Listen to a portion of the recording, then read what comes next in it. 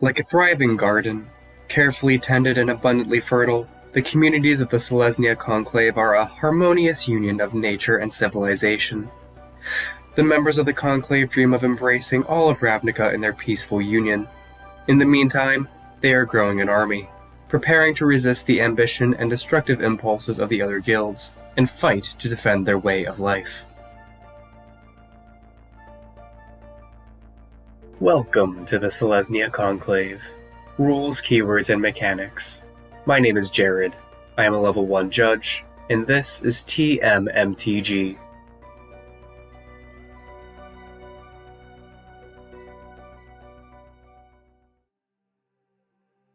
Convoke.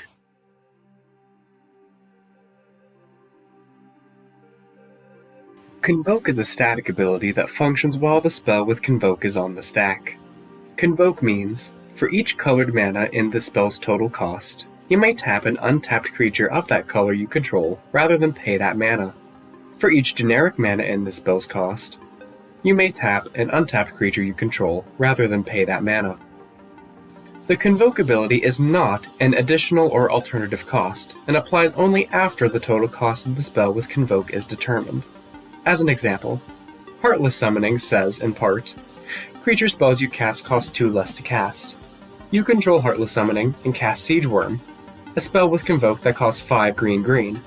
The total cost to cast Siege Worm is 3 green. After activating mana abilities, you pay that total cost. You may tap up to 2 green creatures and up to 3 other creatures to pay that cost, and the remainder is paid with mana. A creature tapped to pay for mana in a spell's total cost this way is said to have convoked that spell. Multiple instances of Convoke on the same spell are redundant.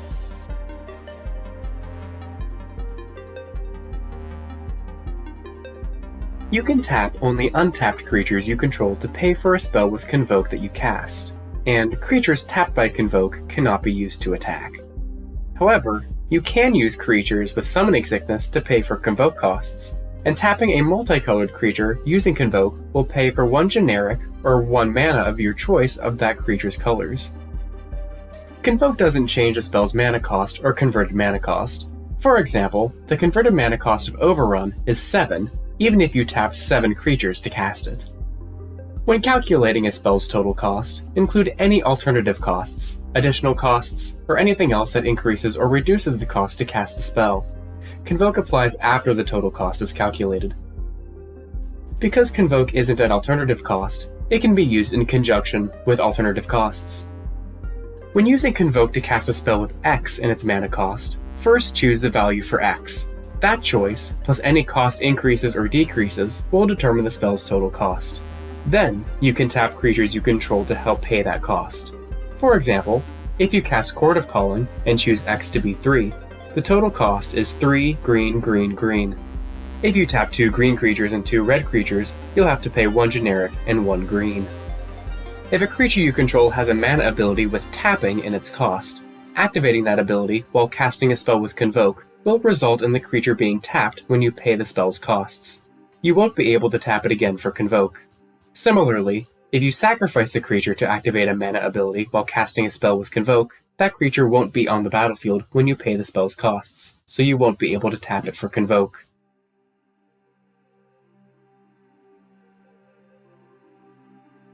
Populate.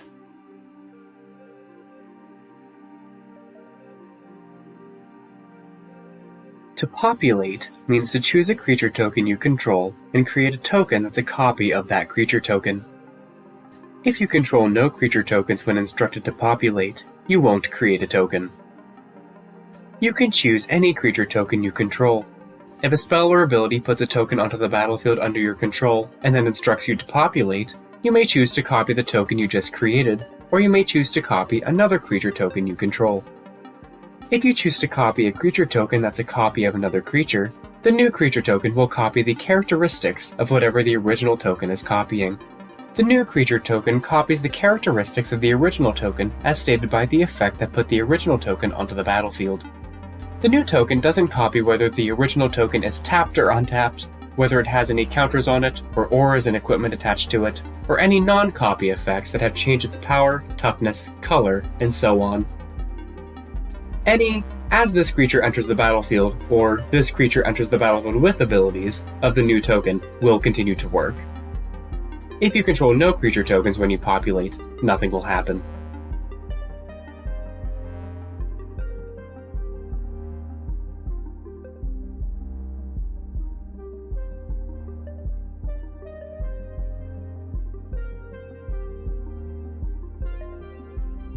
The Selesnya are members of a blessed community, built on the ideas of harmony.